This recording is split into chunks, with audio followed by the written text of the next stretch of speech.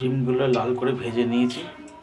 ফোড়নে দিয়েছি এলাচ, দারচিনি, তেজপাতা আর পেঁয়াজ কাটাটা এবার দেবো তেলের মধ্যে। ডুমো ডুমো পেঁয়াজ কাটা তেলের মধ্যে দিয়েছি, একটু হালকা লাল হবে, তারপরে আদা রসুন পেস্টটা দেবো, দিয়ে কষাবো মশলাটাকে।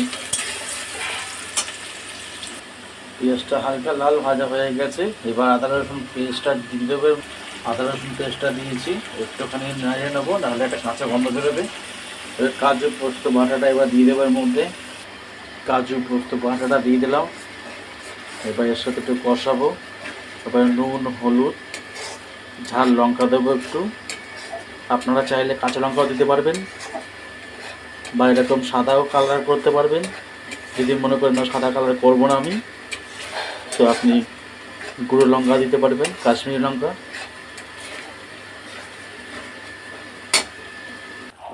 নুন, হলুদ, ঝাল, গুঁড়ো লঙ্কা দিয়েছি, এবার মশলাটা ভালো করে কষাবো।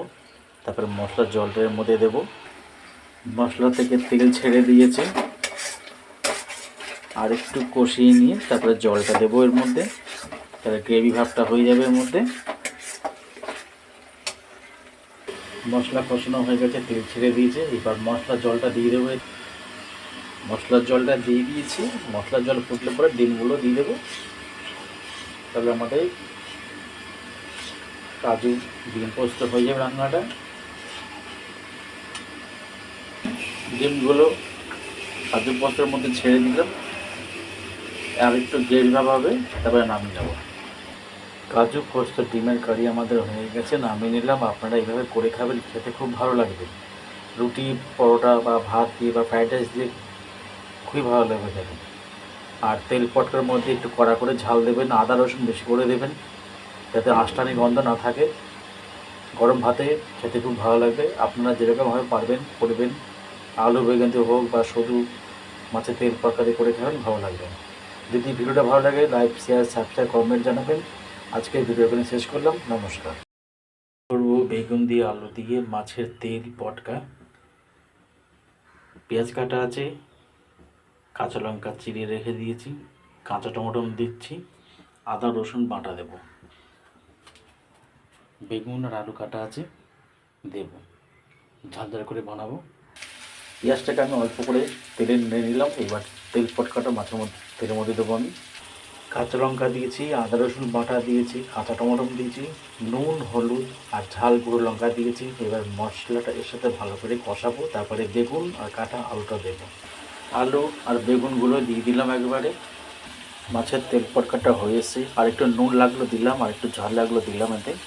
এতে কড়া করে ঝাল নুন দিয়ে খাবেন, খেতে খুব ভালো লাগবে। মাছের তেল পটকা আলু বেগুন দিয়ে করা হয়ে গেছে, ঝাল ঝাল করে। আদা রসুন বেশি করে দেবেন, কাঁচা লঙ্কা বা গুঁড়ো লঙ্কা বেশি করে দেবেন, ঝাল নুন খেতে খুব ভালো লাগবে। মনে করবো চিংড়ি মাছ, ফুলকপি, আলু দিয়ে ঝোল। কড়াইতে তেজপাতা, দারচিনি, এলাচ দিয়েছি। এর মধ্যে আলুটা একটু হালকা করে ভেজে নিয়ে মশলাটা দেবো। আলু দিয়ে ফুলকপি চিংড়ি মাছটা রান্না করবো অন্যরকমভাবে।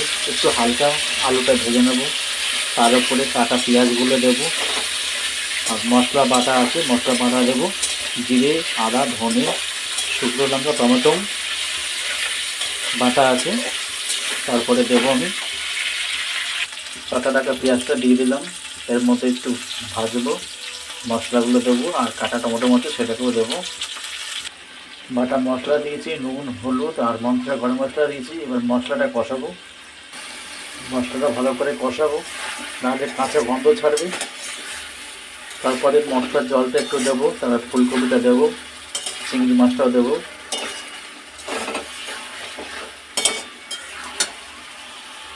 মশলাটা কষানো হয়ে গেছে, চিংড়ি মাছ আর ফুলকপিটা দিয়েছি, ভালো করে কষিয়ে তারপরে জল দেবো আমি।